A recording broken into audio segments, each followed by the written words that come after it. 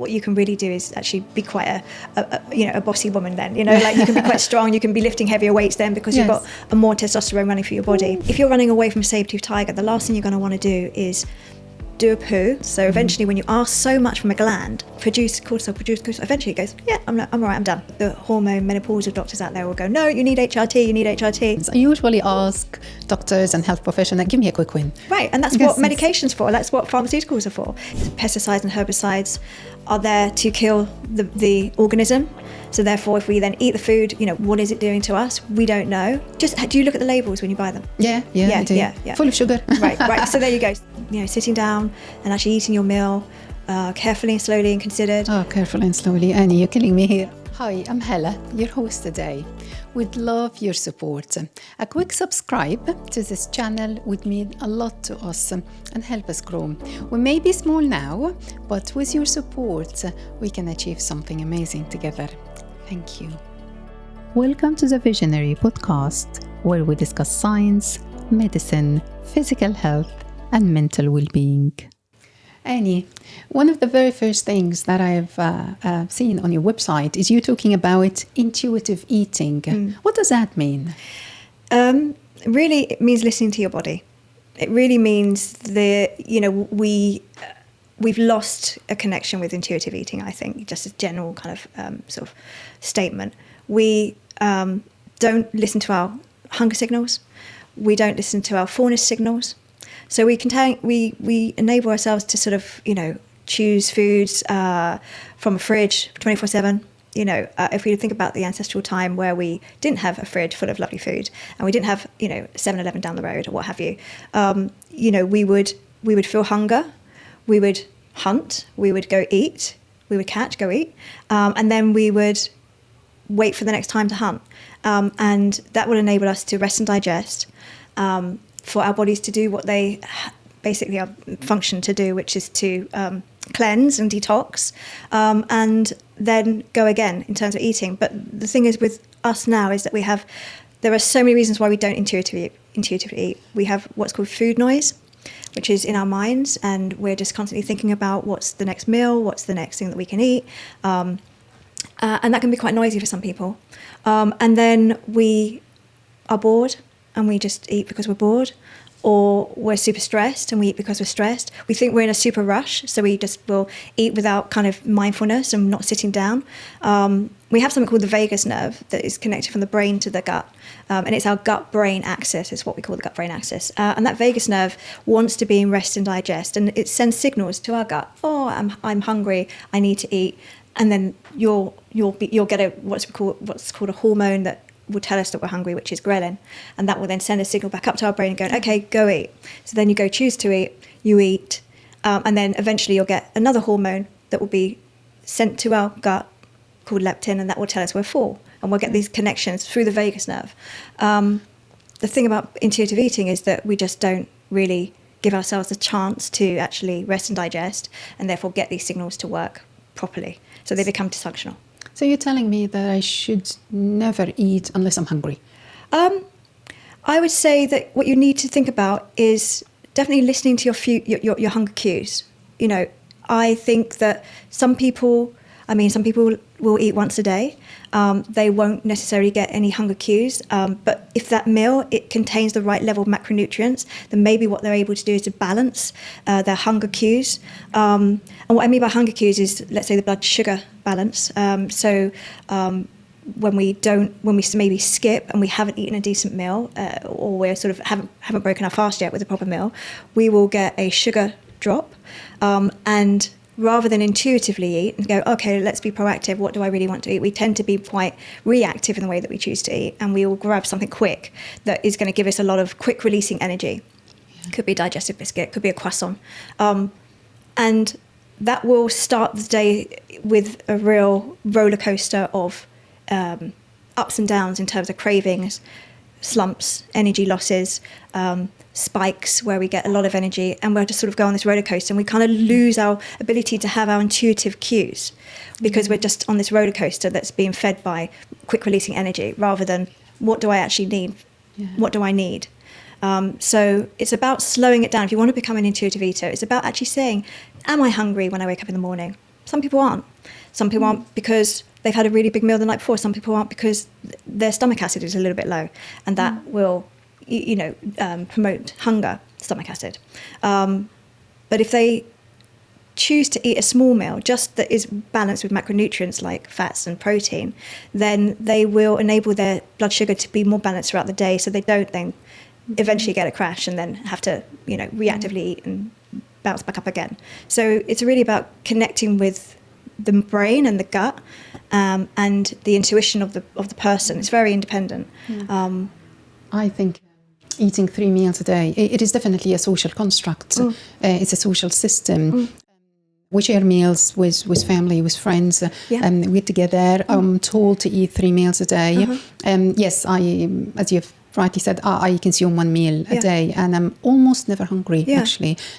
Just maybe an hour before the meal, I feel, I'm peckish. I need to eat. But you mentioned our previous state of hunters and gatherers. In practical terms now, how can we copy that state of mind? Of course, we now we don't hunt, we don't gather. We have a plate full of the goodies, and that's how we do things. How can we approach this so we are as close to nature as possible? Again, it's really individual. So some people will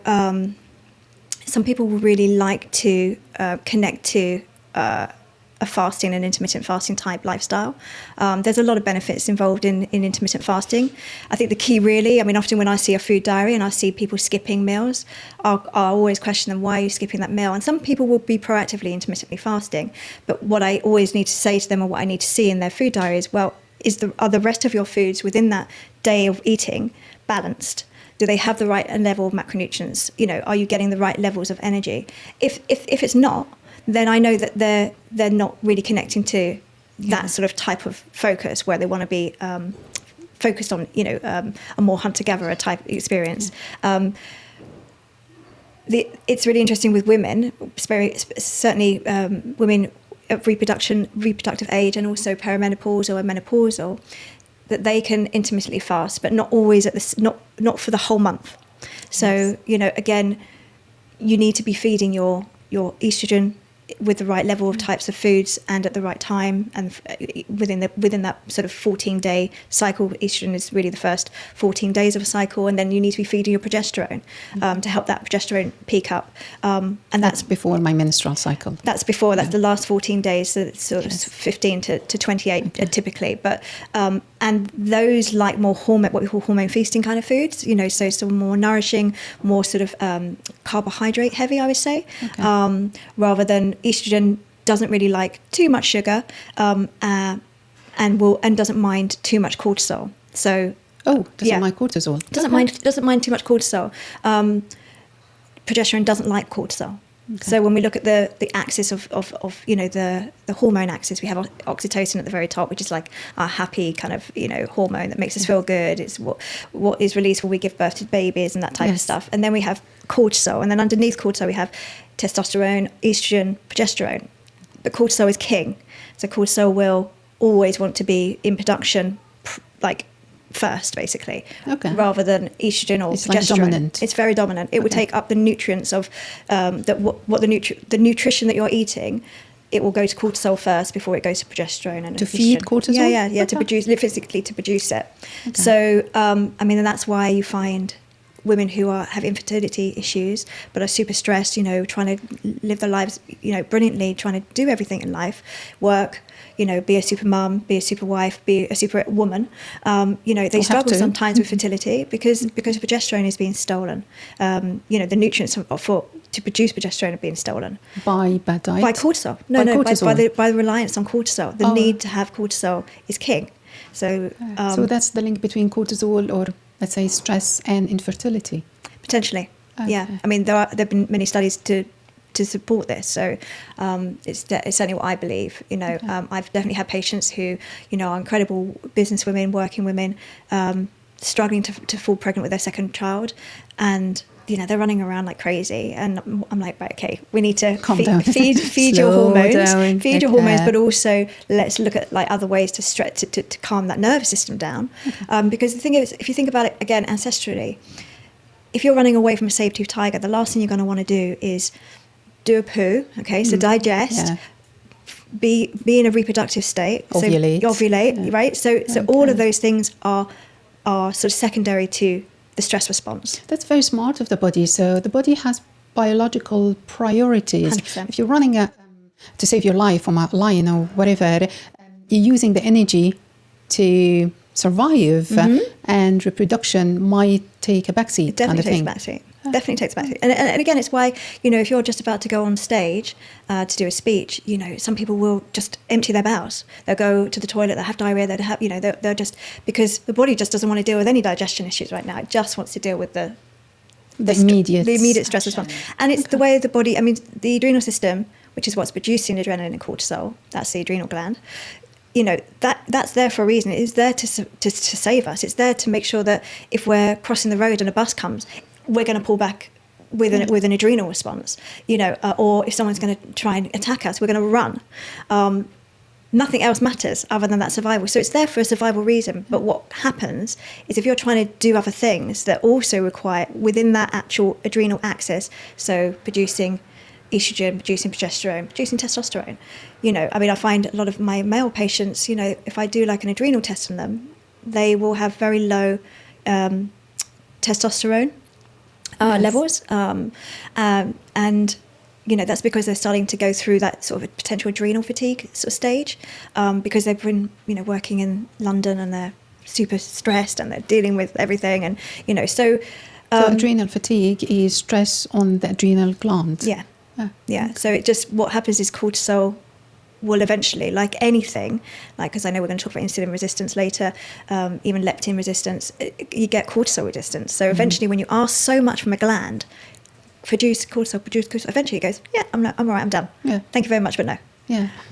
So it's a balance, really. I forgot what your question was originally, but I don't know where I'm going. So, you talked about the perimenopausal and menopausal women.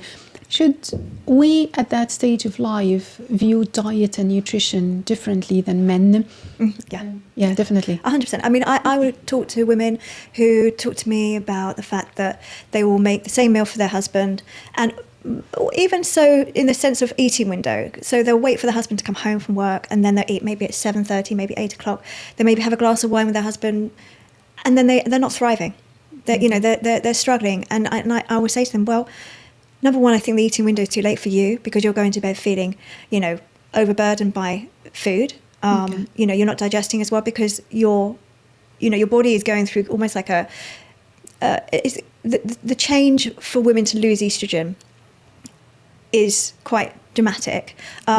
It's not to say that the body isn't producing other forms of estrogen. So the adrenal system then takes over and produces sort of like a weaker sister of estrogen called estrone. In similar amounts? Much less. But the ride of, let's say, menopausal sort of, stage of life or phase of life is very much determined by whether that estrone is being produced or whether adrenal system is being asked for cortisol instead, and their estrone won't be produced as much, and then they will get a much harder ride. So again, it's like we with women, we have to really not look at ourselves as, well, it's okay for him, therefore it's okay for me, or it's okay for him to eat late, therefore it's okay for me to eat late. We have to really acknowledge that we are individual. We are completely different in terms of our hormone production. Men produce cortisol every 15 minutes, whilst women produce testosterone every 15 minutes, men, whilst women produce it 5 days in the month. Only 5 days. Only 5 days. Which Usually around day 10 to day 15, they produce of their menstrual cycle. Their testosterone, which is when you can really. That's one of the power phases. So it's like what you can really do is actually be quite a bossy woman then. You can be quite strong. You can be lifting heavier weights then, because you've got a more testosterone running through your body. Interesting. Now, what I took out of this now, what you've just told me, is that if when I grow older and I lose estrogen from my ovaries, I still have hope with adrenal glands. So how can I make the gland as healthy as possible to provide as much estrogen as I can and carry me through? Is this something that can be done? It can be done. Obviously the hormone menopausal doctors out there will go, no, you need HRT, everyone is individual. I'm 53. I'm in deep perimenopausal stage. Am I taking HRT? No, I'm not. Do you have symptoms? No. I have slightly irregular periods that clearly tell me that I'm going for a perimenopausal stage. So like I wear an Aura ring, which really helps me. Oh, what is that, please? Aura. It's like it's a ring. Is that a ring? Okay. And it basically will, one of the things it will do is it will look at my temperature, because your temperature changes within your cycle. So usually the first 14 days, you're usually quite sort of underneath the baseline of 0 in terms of your bodily temperature, from anything other than sort of like your regular sort of 37 degrees. And then once you're in your luteal phase, your second phase, your temperature will rise. Okay. And the Aura ring would tell me that. So for me personally, it helps me because even though I know that I sometimes every 50 days, sometimes 28 days, sometimes 70 days. Okay. I can see from my Aura ring that I haven't ovulated by my temperature changing or not changing. So that ring will tell you that? This gives me that information. Okay, you have to give us more details, so we'll put that after we finish recording. We'll put that in the description. I find it really useful personally. Oh, absolutely. But and I think what happens with that is that women, we're all over the place right now. We've got so much information out there, and everyone's sort of got all these terrible, frightening stories about having menopause and all these awful kind of experiences. But I think a lot of it, if you become more intuitive to what's going on with your body and you slow things down a little bit and listen to your body a bit more, and if you use something like this to like be able to see, well, internally I haven't ovulated, or I have ovulated, or I get a prediction of a bleed or not a bleed, you can be more in control of it, and it can be less frightening. And it can be less unpredictable, because at the end of the day, when we feel like we're not in control, then we feel like we're not in control. And that's when we lose our minds. That's very true. Especially if you're a type A woman in particular. So, I think, and then, so supporting your adrenals would be really about calming that nervous system down. By slowing down, by eating the right food. By eating the right foods that nourish you, by doing more mindful behaviour. So actually, sitting down and actually eating your meal, carefully and slowly and considered. Oh, carefully and slowly, Annie, you're killing me here. Yeah. I can't do that. Yeah, I mean, I have women. There's so many things to do in the kitchen, and I cook myself a meal, and my child a different meal, and so everything is on top of each other. I would change that. I would, I have women who literally are having Marmite on toast or jam on toast in the morning, standing up whilst prepping their children's breakfast, and they lay out the most beautiful, colourful rainbow of vegetables and this, that, and the other, and hummus and etc. for their children, and they're eating toast and marmalade. And I wouldn't go that far. I don't mind marmalade because I make my marmalade every January. But the point is that it's about putting your mask on first as a mother, for sure. Yeah. And it's about, because otherwise, how can you help anyone else?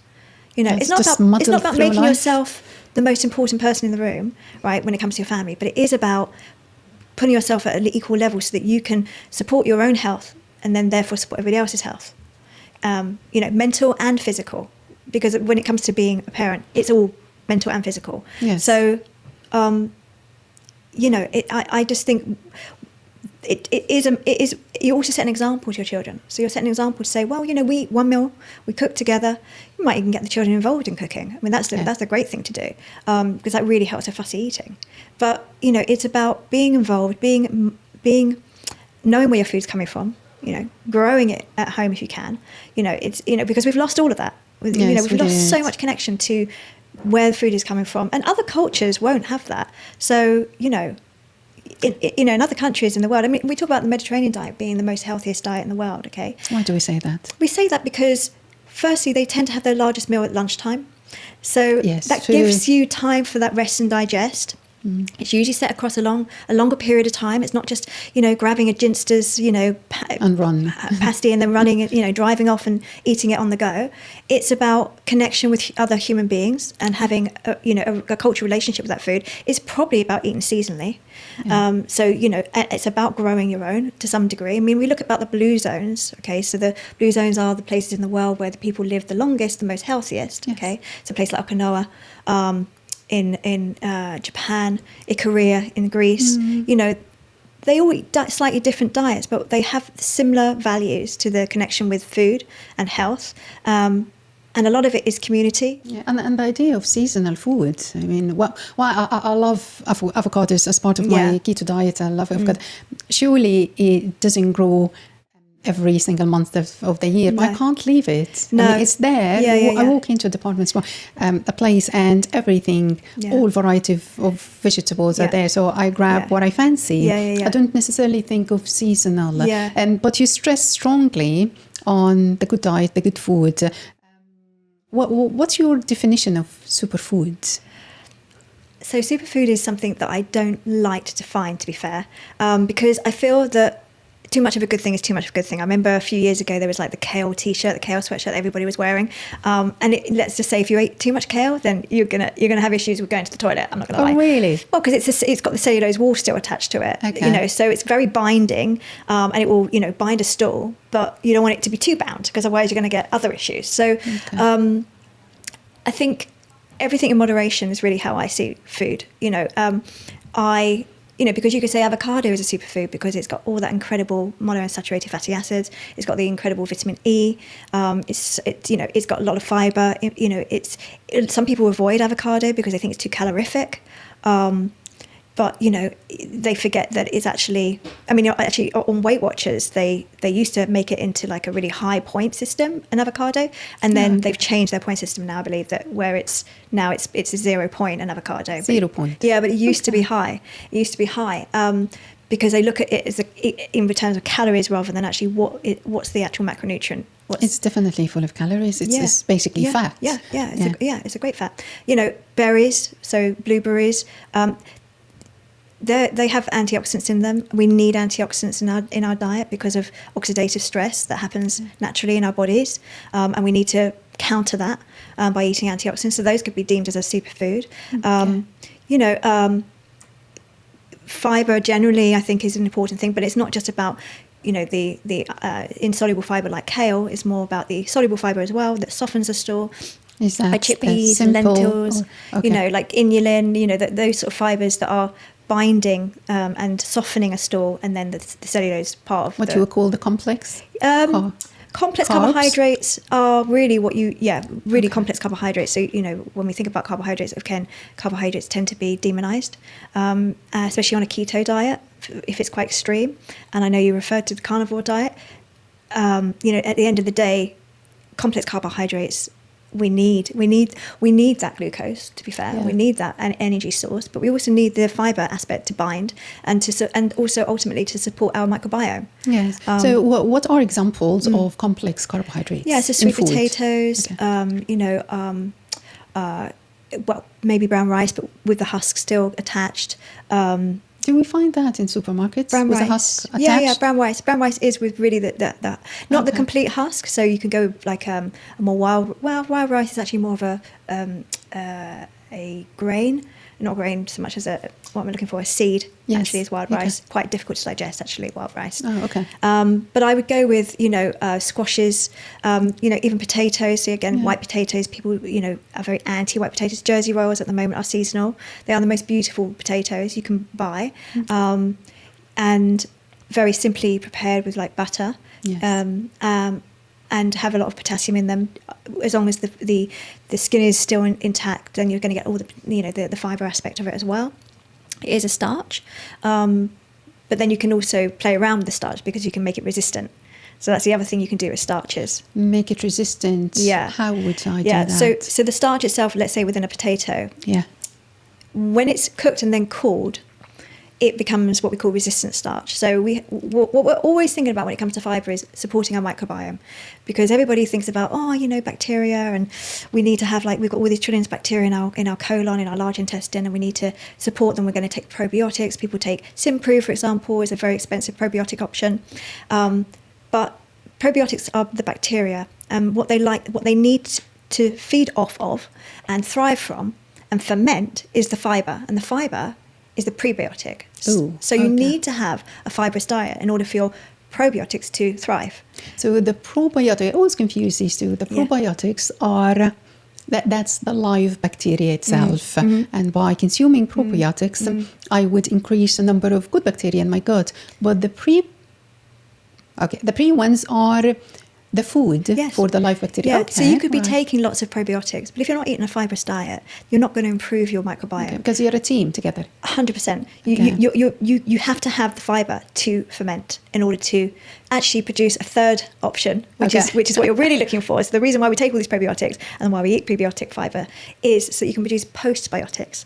And postbiotics is the production of the fermentation process. And the fermentation process produces something called short-chain fatty acids. And short-chain fatty acids are that's the end goal, right? So that's the end goal of having all the prebiotics and postbiotics. And we get that from potatoes, for example? For any fibre, yeah. Any fibre. And the thing about the resistant starch, coming back to that, is that when you cook a starchy food, let's say a pasta, white pasta, or let's say a white potato, once it cools down, the actual starch itself, the molecules change, they cool down, and they bind in a slightly different way, and they become what we call resistant. So that why do I need resistant starch? Because the probiotics love to eat resistant starch, love it. So you get resistant starch in things like plantain, which is like quite a tough banana. It tends to be something you would sort of I think fry. Tends to be. So it's healthier to eat cold potatoes. Well, if you're thinking about having a carbohydrate and you're worried about it, you're thinking, oh God, I don't want to have white pasta, I don't want to have white potato, but I really love white pasta, I really love white potato, just cook it and cool it. And then you can actually reheat it because the structure's then changed anyway. Oh. So you can still reheat it and then have it another time. Brilliant trick. Yeah, I actually, I don't consume potatoes myself because of the keto diet, but I don't trash potatoes at all. They are full of vitamins and minerals. Yeah. They have a high satiety level. So if I eat two small potatoes, they carry me the whole morning or afternoon. So I give my child potatoes and she's happy with them. Yeah.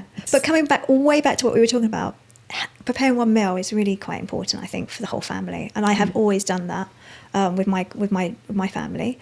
My husband comes home late at work, so I never wait for him to eat. I never have. I've always eaten with the children, even though they're not children anymore. They're 21 and 23. But, so I think it's just really about what do I need as a 53-year-old woman? What do I need? So your requirements now of dietary nutrition is very different than what you needed when you were at your 20s.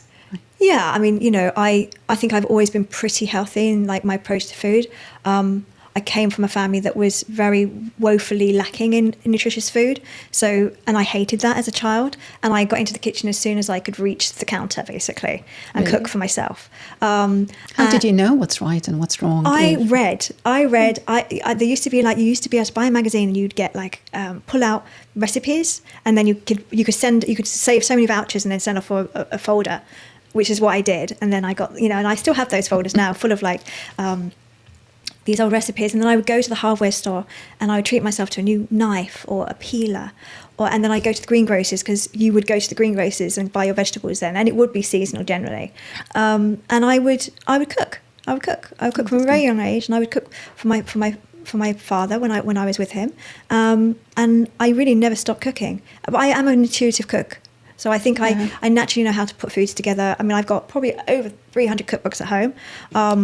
And I love to get a cookbook and spend, there's nothing better than getting a cookbook and making a nice cup of tea and sitting and reading a cookbook for the day, if I can afford that time. And get inspired. And also I love going to restaurants. So, and when you go to restaurants, you end up eating really interesting food, and then you go, right, okay, I'm going to try and recreate that at home.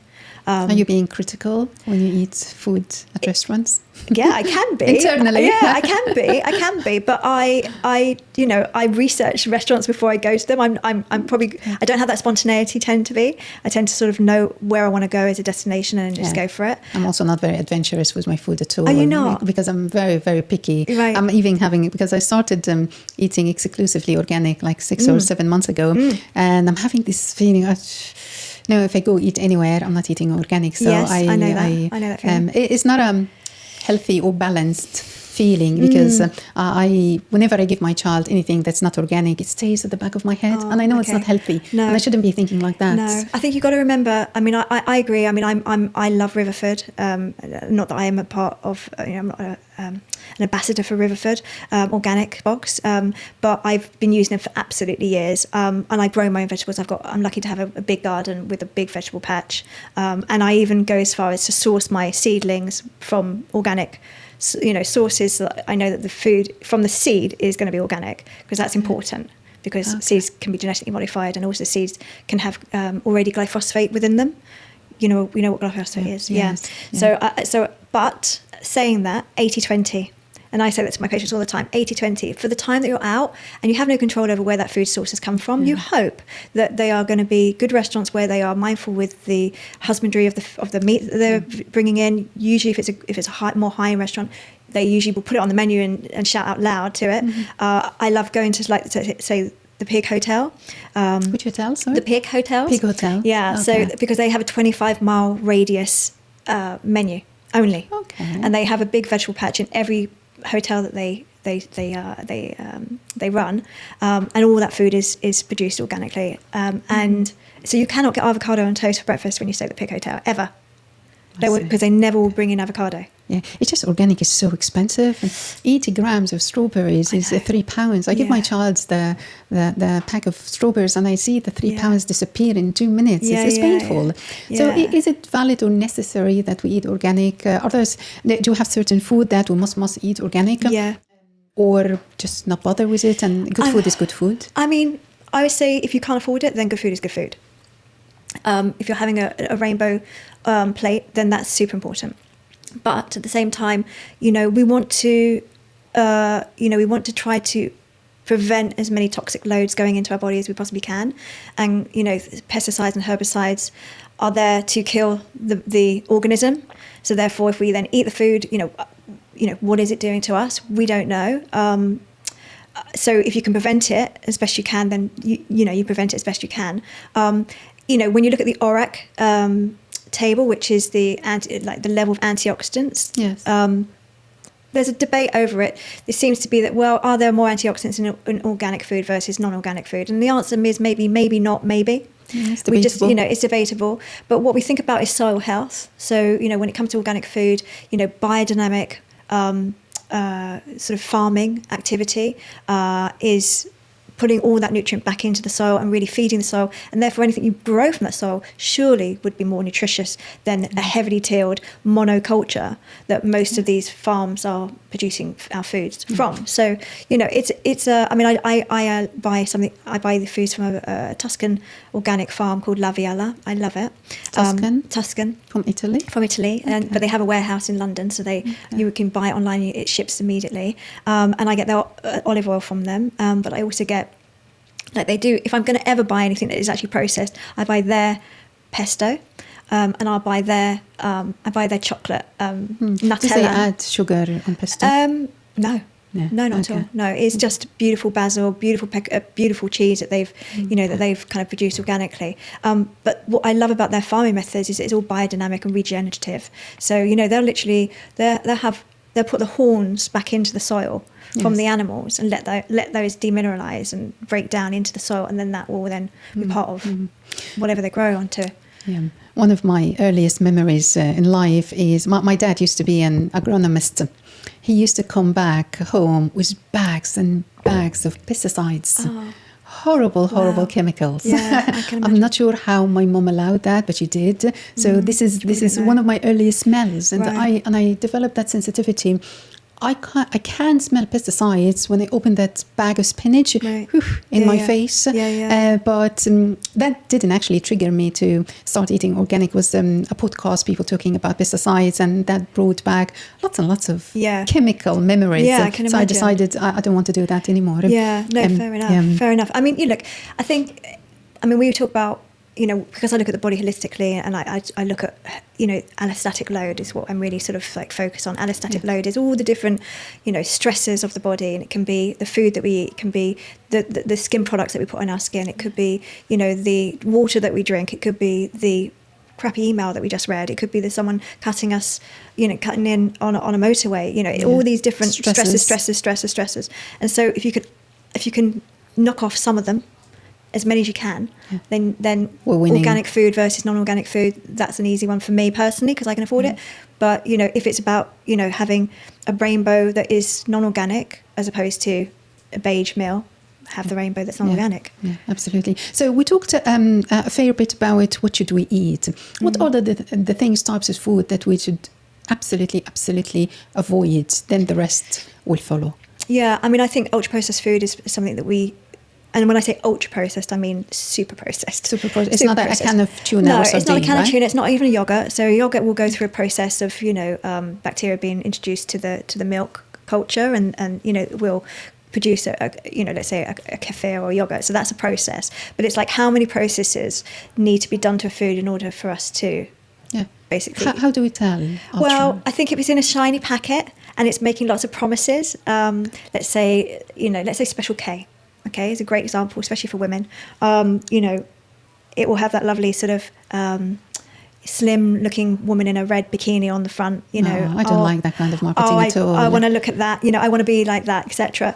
Actually, when you really look at the amount of quantity that it's recommending for you to take for that breakfast, it's 30 grams. 30 grams is about Of what? 30 grams for a portion. Oh, okay. Of Special K, for example, is a recommended daily dose or daily acceptance of that food item, and that's like 2 spoonsful. So women, you're gonna have so much more than that. It's the same with, let's say, the cereals for children, the colourful shit. I mean, we don't live in the US. I did used to live in New York, and I know very much how extreme it is out there in terms of the types of packaging and it's all very alluring, isn't it? It's incredibly alluring. And, I find a lot of the time when I have conversations with people, with patients, they feel like it's their fault that they can't control their own appetite, for example, or their choices that they make. But actually marketing is hugely influential. We can't discount it, especially on our children. Yeah, you mentioned breakfast now. What is the best breakfast I could give my child? I mean, I'm a big fan of intermittent fasting, but if I do decide to, I'm going on a long trip and I need something to sustain me, or what is the one thing that I should be eating at breakfast? I mean, I had 2 girls and I started them off on eggs every day for the whole of their school years. Did I wake up? Did I wake up breakfast early? in the morning? Every morning. They never went to school without breakfast, and I had to drive them an hour to their school. Every day. And then when one went to that school, then one went to that school, I had to go to that school, which was like an hour away, then drop the other one off to the other school. Breakfast in the morning. I just wake up early. I mean, I often hear, I don't have time. But actually it's a false commodity when you don't have time. So the idea of you not waking up 20 minutes early to feed yourself or feed your family because you want the extra 20 minutes of sleep that you think is going to give you the energy, well, I can promise you that the energy you're going to get from the egg is going to be paying out in dividends all the way through the day. Because it's going to balance that blood sugar level out straight off the bat if you're going to be not intermittently fasting. Protein, healthy fats. If you don't want something that is hot, then you could do an overnight oats that has also chia in it, which is a protein. With some mixed nuts and seeds, topped with like maybe a nut butter, some berries, that type of thing. Balance basically. So it has the fiber, has the protein, has the fats. Something that has all of those macronutrients together is really where you're going to start your day, because then you're going to have slow release energy throughout the morning. You tend not to then snack at 10 o'clock in the morning, and then you can be proactively having your lunch, eat lunch balanced. Yeah. Then you tend to not have a slump at 3 o'clock, which is what a lot of people have. You're not getting energy from like stimulants like coffee. You might have it, but you're only having it because you love it and you're addicted to it, rather than the fact that you're looking for energy spike, right? We'd like to circle back to the food that we should avoid. You said ultra-processed food. Give us examples, because we hear this and we read this all the time, ultra-processed. You said it's not the yogurt, it's not the tuna, but what? Like a ready-made meal, for example. So, I'm referring to a sandwich, for example? Yeah, like a sandwich. It depends on whether or not you can have these foods if you combine it with other things. So if you're having the sandwich, but maybe you're having like a little small salad attached to, with the sandwich, then you're going to have the fiber intake. Maybe you might be able to get a pot of, egg and spinach. You can get these little pots, and you're having the sandwich as well, then you're getting a bit more protein. And balance each other. It's balancing it out. So it's not like saying don't have, because people do. They're very, you have these meal deals, for example, and they are obviously cost effective for people and they need it because it's quick and it's easy. But like, let's go with like a fruit salad as another pot you can have with it, just so you're getting a bit more colour and a bit more fibre alongside the processed food. Okay. What else ultra processed? So you know, like say the ready meal. So Half-cooked meals as well? Is that a good thing? Half-cooked? Yeah, half-cooked meals. My child loves Indian meals, half-cooked from stores. Is that a good thing or no? Half-cooked meals? Yeah, like half-cooked. The ones that you put in the oven for 20 minutes and you're done. Oh, yeah. I mean, do you look at the labels when you buy them? Yeah, I do. Yeah. Full of sugar, mind you. Right. So there you go. So, and the reason why it's full of sugar is because it's a preservative. Okay. Because it's processed and because it wants to sit on the shelf for quite a while, it's going to have those additives to it. It's going to have the sugars. It's going to have the the vegetable oils, preservatives. So palm oil being one of them that is heavily used these days with most foods, most processed foods. Yeah. And so I think. I don't want to ever say don't do anything, because I think people have a quite habitual kind of behaviour, and but it's like, let's just make one change. At a time. Let's just, if you're going to have that, shepherd's pie, okay, from Marks and Spencer's, and their marketing, by the way, is superb. Okay. Marks and Spencer's? Oh God, of course. they are like, everything is laden with unctuousness and beauty, and it's like you cannot just get a chocolate there. You have to get a cappuccino topped, tiramisu type chocolate. It's like processed. It's hugely processed. Why don't we just have a bit of chocolate? 70%, and that's not Marks and Spencer level. No, I know. But the thing is, people think it's a treat to have their Marks and Spencer's delivery at Christmas time, full of like canapes that are like frozen and then reheated. It's expensive, and actually, if you did it yourself, if you had the time, or if you just put a little bit of thought and organisation into it, you could make something yourself that would taste 10 times better, and it wouldn't leave you with desperate thirst afterwards, because it's so salty. Yeah, but you talk about the labels. Well, most of us struggle with reading the labels. I do read all the labels, but what my child wants is very different than what I view as good nutrition. Sometimes I give up just so she's 9. Yeah. But we struggle to read labels, lack of time, lack of knowledge. Do I have to read labels? And what are the ingredients that if I come across, I should stay clear? High fructose glucose syrup, it would be one. You find it a lot with confectionery. So it's a process of corn. So the most beautiful sweet corn that you can eat. When it's blasted to the point where every single part of its sort of content is pulled out of it, highly processed, and then it's made into like a syrup, and then a lot of confectionery uses that type of highly processed, highly inflammatory sugar. Okay. Inverted sugars. Inverted sugars. Would it say that inverted sugars? It would say inverted sugars.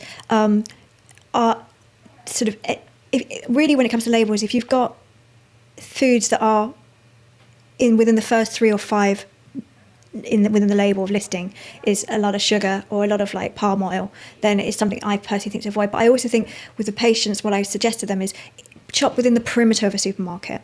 So within the perimeter of a supermarket, you're going to find the fresh foods. You're going to find the fresh vegetables when you enter, and then you're going to get the meats, and then you're going to get the dairy, and then very quickly then you're going to get into the processed world. Okay, the yummy stuff. And then on the very other side of the perimeter, you're going to get the frozen vegetables and the frozen things. Is this how stores are structured? Oh, 100%, yeah. Okay. Yeah. It's all done deliberately. Everything is done deliberately. Marketing is a multi-billion pound industry, and there is nothing is taken for chance. Everything is coordinated, and everything is focused on, and including the processed food. So you've got this, what we call a bliss point. So the scientists within, let's say, the Mark Spencer's lab, will produce a food, let's say it's a sausage roll, and it needs to have a certain amount of saltiness, it needs to have a certain amount of sweetness, it needs to have a certain amount of umami, it needs to have a certain amount of crunch, but also an amount of give, and all of that. Usually it's a combination of sugars and fats that combine perfectly together to produce a bliss point, which will have a good, what they call, mouthfeel, and that basically will enable you to enjoy the food that you're eating, but also get a nice dopamine response to the food you're eating, which then gives you the vicious cycle of coming back again. Yeah. You mentioned salt. That's one of I think the only vice I have. I love salt, and I totally overdose on salt. Do I overdose because I eat one meal a day and I need it, or do I dose because it's addictive and it's maybe you just need it, to be fair. I mean, you need sodium in order to balance it's one of your electrolytes within your body. So you need, you've got potassium, magnesium, calcium, sodium. Those are your electrolytes that keep that fluid in your body balanced, and so you might be needing it. But the thing is, salt, it's not all made equally again. So something like a lovely sea salt, a Morden salt. I collect salt, so I've just been to Palma, Mallorca, and I bought a lovely salt there. I've got a lovely salt from Greece. How do I know the good salt from the well? It usually will be just a natural salt that would have come, and they would usually say on the side, this is dried. It's on the shore of some particular bay, some sort of particular. Is that the area. Himalayan salt? Yeah, Himalayan. Okay. But there's a lot of what's the word? Frauds when it comes to Himalayan salt. So you need to make sure you source it from Himalayas. From a kind of salt. I don't remember the name of it. The second name or the first name is some sort of Asian or Indian name. Okay. It's as expensive as gold. Really? I know. I'll research that and put it maybe as a pop-up. A small bag like that's £70. Oh, I don't. Wow. I don't. That's like when you go to like Korea or Japan or wherever, and they have strawberries that are like £100 for one strawberry. Wow. Like, I don't know why, but that's, some things are just revered, aren't they? Yeah. So maybe it's just a revered product. Yeah, but olive oil is expensive. Olive oil is expensive. Good olive oil is expensive. Yeah, but, to the extent that they don't add it to olives. Because most olives in the markets, they have like vegetable oils added, not olive oils. Just reading the labels. Which is fine. You got to read the labels. I mean, I always go for a single variety olive oil. And it should, if it's a decent olive oil, it will specify. So people want to shout out loud and say, this is the best Morden salt. This is the best olive oil, single variety. They want to tell you the story if they're proud. Okay. And that's part of the enjoyment of shopping and buying food and enjoying food. But it's also a key to knowing that you're getting something that's like actually considered when it's been produced, rather than highly processed and just. Yeah, we'll go into details about the olive oil variety and the salt type, all the rest of that. But it might be really, really half the battle to exclude the ultra processed food. Annie, you're a fully qualified nutritional therapist. Yeah. What is nutritional therapy? Nutritional therapy is really looking at food as a point where it can either harm the body or it can heal the body, depending on what you're choosing to. Is it a sharp divide between the two of them? No, nothing is really. I mean, I think for me, my approach is always about balance, because I just, there's too much extremity in the world. There's too many messages out there, especially when it comes to food or diets, about this is the right diet, this is the perfect, diet, this is what's going to lose your weight. You don't believe that there is a perfect diet? No, I don't. I think really for me personally, it's about what works for you. What works for you? What can you achieve? What can you sustain? And what do you enjoy? Because at the end of the day, food is about love. It's about culture. It's about sustenance. It is a fuel. Some people will just eat for fuel. That's fine. I have sports athletes that I work with, and it is just all about fuel. But I think that culturally, I think it is a joyful opportunity to nourish ourselves in a happy way and give us joy. And so, but with some people, food can become a bit of an enemy to them. They can become fearful of food, especially people. Fearful food. Yeah. So say you've got someone who's getting reactions to food, and they can't quite work out what it is that they're reacting to. There are food sensitivity functional tests you can do. When it comes to testing, that's a snapshot of that moment in time. So what do you test exactly? So I will test microbiome. So sometimes I'll look at whether or not there's what we call dysbiosis, which is basically where the microbiome is just a little bit overgrowing in certain areas. So there's like a little bit too much of a certain level of bacteria that's kind of like a bully in the playground that's kind of just nudged everybody else out the way and proliferated. And this might be caused by the overconsumption of a certain kind of food? Maybe there's been some sort of consumption of food that's like overgrown, like a sugar, and you often can see that. So the bacteria, very, very clever, they will actually send signals to the brain, the actual bacteria itself, and say, feed me, feed me, feed me. Or it might not be a bacteria. There's yeast in our guts, there's fungus in our guts, there are parasites in our guts that are commensal, so they live friendly with us, but sometimes they can get a bit overgrown. Yes. Or you go the other way and you have a lack of abundance. So maybe you haven't had a very fibrous diet, and I'll see from the functional test that they've got very low levels of commensal bacteria. And so, either way, what we're able to see is an imbalance, and then what we'll do is we'll work to rebalance the situation. Testing the gut microbiome, do you do a stool kind of thing? Yeah, okay. It's a stool. And again, it's a snapshot of that moment in time that day. So it's because it's always in transient. It's always changing the microbiome. So again, when we take probiotics, we hope that some of it will survive the stomach acid. We hope that some of it will feed off good prebiotics so that it's going to proliferate and grow and bloom. But then we're going to pass the store and a lot of it will come out. So we're sort of like a constant sort of gardener, really, when it comes to our microbiome, I would say. And that's why when it comes to probiotics, I tend to not prescribe one set of probiotics carte blanche all the time. So I'll say, okay, let's do this probiotic for 2 or 3 months, and then let's switch it to a different probiotic, because we have hundreds of strains in our microbiome, and so not just a certain set of strains, and also what's happening now really with personalised nutrition is understanding, well, this particular strain is really good at supporting brain health or mood health or immune system, or so let's say Akkermansia, is very much is a bacteria, and it helps support the gut lining. So so there's something called leaky gut syndrome. Akkermansia might be low with some people, and that will, if I see that they're, let's say, reacting to foods, I will suspect they might have a little bit of leaky gut going. If I then test them and see that they've also got a low Akkermansia, I'll go, okay, well, then they probably need to have a little bit more Akkermansia going on, and so I can supplement with that. So it's just playing around with things. That's why stool tests are really quite useful.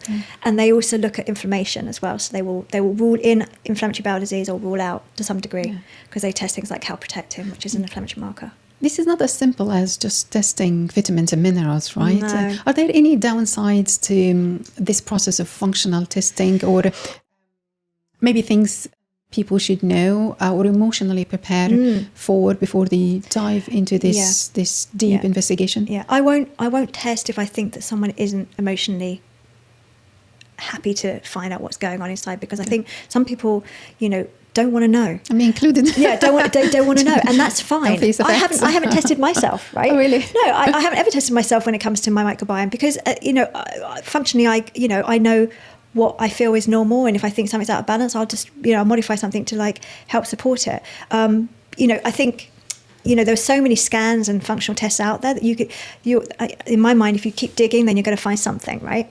So some people don't want to emotionally find that something, but some people are very curious. And like to, and especially men. I find men, if I was to look at all the functional tests I've done, mostly it's men, because I think men like data. They like to. They function better with more of a black and white. Okay, this is. They like the facts. Yeah, they like the facts. They like the facts, and they're very sort of compliant as well. Oh, that's nice. They are. Okay. Yeah, they are. So you dig, so it helps with some respects, but it depends on the person. If I think I've got someone that's potentially got some sort of eating disorder or dysfunctional eating going on, I would never do testing, never. And you have to be very cautious with someone like that, because disordered eating is, you're digging too deep and they're becoming over paranoid. Yeah, you don't want anyone who's paranoid to come to the table when it comes to functional testing, I don't think. Yeah. Well, we do these tests, but mainly vitamins and minerals with our GPs, and we feel so frustrated when the results come back and everything is normal, despite how we feel. Can functional testing be the missing piece in this puzzle that could explain things regular tests would miss? Maybe, yeah. I mean, vitamins and minerals and an organic acid test type thing will give you, again, a snapshot of where you're at that day. And that can change.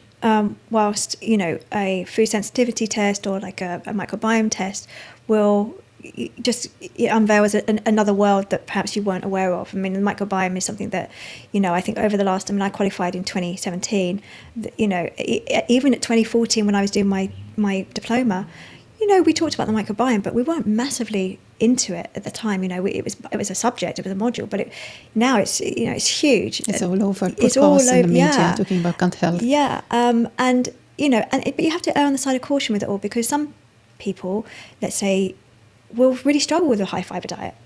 Because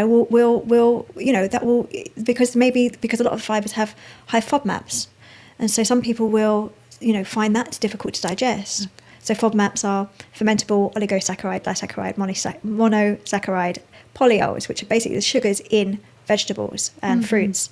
And some people will struggle to digest highly fermentable foods, and it will cause them gas and discomfort, distension, that type of thing. And so even a high fibrous diet for some people won't work. Okay. So if I feel tired most of the time, if I'm bloated, if I suffer from low moods, can these functional tests be the answer for me? They can be a part of the detective sort of process. They can give us some insight into what's going on functionally. Okay, and I'm assuming they will get to the root cause of the problem and not patching symptoms. Right? Potentially, but everything is really, you need to sort of look at everything in consideration. So it isn't just about gut health. It is about how you're managing your stress, whether you're sleeping properly. Everything is connected. There's so many variables. No, there's so many variables. There's well-being. I don't like to say. A lot of people like an answer to be yes or no. Is it that or is it this? And the answer is I can't ever say yes or no to anything. Yeah, you're being scientific. Yeah, but we want quick wins. I usually ask doctors and health professionals, give me a quick win. Right, and that's what medication's for. That's what pharmaceuticals are for. To inhibit or switch off an enzyme, or switch them off, lower something. Make something antagonize something. Or but it's not ideal. No. I don't think you're really understanding what's going on in the body, which comes back to right at the beginning of intuition. Being more intuitive, being more curious, and being more in touch with your body. Annie, I thought it was more intuitive to stuck our heads in cakes, because that's what we crave. Well, I don't crave it. No, I don't crave it. I don't have a sweet tooth myself. Yeah, there you go. But you probably don't have a sweet tooth because you're on a keto diet, and so you're eating lots of fats and lots of protein, and so you just don't have that craving. It stopped. I mean, I think of bread often, and I do get cravings like everyone else. But I'm now, as you probably said, intuitively eating. It works for me, the keto diet. I'm happy on it. I don't struggle in any way. So, and my main focus is my brain function, and that's the brain function. The cognitive abilities. And that's a priority for me. If it means, let's say, depriving myself of some other food, I'm okay with that because I have priorities. You mentioned the hunters and gatherers, and you talk on your website about lifestyle diseases. What are these diseases?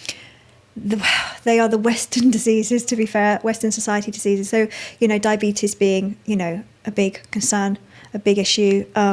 But cardiovascular disease, cancers. So do you think hunters and gatherers didn't have these diseases? I think they died from an infection before they had the chance to basically develop any heart issues. Yeah, I mean, at the end of the day, we didn't have. I mean, modern medicine's been brilliant when it comes to the production of penicillin, because now we don't die of infections. There are tribal, I mean, I don't have the authority on it, but I know that if you were to look at this sort of like the tribal indigenous cultures that are still existing around the world, you'll probably find that they don't have diabetes, they don't have heart disease.